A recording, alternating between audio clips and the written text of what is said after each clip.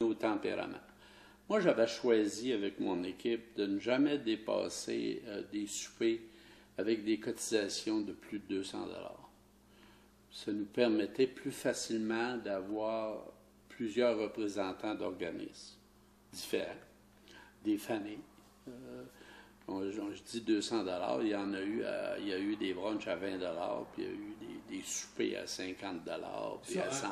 Ça, un député a besoin de ça. Nécessairement. Puis c'était pas si différent qu'aujourd'hui. Là, on fouille, puis on cherche. Nous, les gens nous envoyaient un chèque de la compagnie Intel. Nos secrétaires appelaient, leur mettaient gentiment, on dit on vous retourne votre chèque parce qu'on ne peut pas l'accepter. C'est couramment, il faut être assez vigilant dans ça. Et la plupart des députés mandatent leur organisation d'être très vigilants. C'est sûr que ça crée une frustration parce que la personne se dit, ben moi je pensais, surtout dans le temps où Ottawa s'était accepté, puis là il ne faisait pas la différence.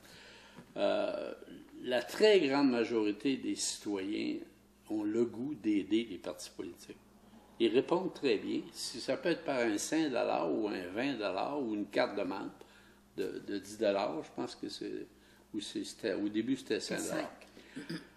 Mais je dois vous dire que ça n'a pas tellement changé. C'est la publicité qu'on en a fait, là, ça a été basé sur des événements qu'on connaît tous, là, qui ont fait ressortir à l'occasion de la nomination des juges, par exemple, et d'autres occasions. C'est ça. Juste, je dois vous dire qu'à mon avis, c'est juste un manque d'expérience d'un collaborateur au député ou au parti.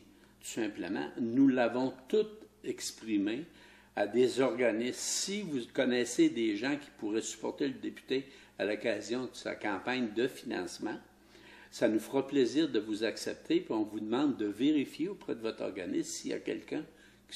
C'est la façon de le présenter. Quand tu as une certaine expérience, tu vas solliciter, puis tu vas dire la même chose, mais ça ne sera pas perçu de la même façon. Là, quelqu'un a été piégé dans la façon de l'avoir. Allez pas penser que ça ne se fait pas encore aujourd'hui. S'il y avait ils tentent d'avoir le plus de gens possible à un événement, mais en respectant les règles. Cette partie-là ne m'impressionne pas du tout. C'est arrivé il y a 50 ans, puis il y a 30 ans. Puis 50 ans, la formule était plus... c'est pas du nouveau. était pas probablement était plus direct. Moi, ce que j'ai adopté comme approche, là, le lendemain matin que j'avais été élu, j'expliquais à mon personnel que j'ai été élu par une majorité, mais je voudrais que vous vous rappelez à tous les jours que le député, quand il se lève le matin, il est le député de tout le monde. Tous les dossiers où on aurait la chance d'aller chercher de l'aide pour un groupe ou des individus, il faut mettre le temps nécessaire, les efforts nécessaires pour le faire. La mode de demander des enquêtes. Oui, mais ça a la mode de les refuser aussi. Celle sur la construction, on n'a pas peur de l'avoir, mais pourtant... Je suis pas... c'est sûr que moi, je suis identifié comme un libéral, là. Mais vous êtes dans le monde des affaires aussi. Oui, je ne suis pas convaincu que ça c'est d'entrée de jeu la meilleure solution là, de faire une enquête publique sur ça. L'enquête publique peut peut-être s'avérer nécessaire si on continue à avoir de la misère à aller chercher de l'information pour pénaliser ceux qui n'ont pas agi correctement. Sauter à l'enquête publique, tu détruis tout le monde avec cette formule-là. Puis des fois, les résultats ne sont pas meilleurs.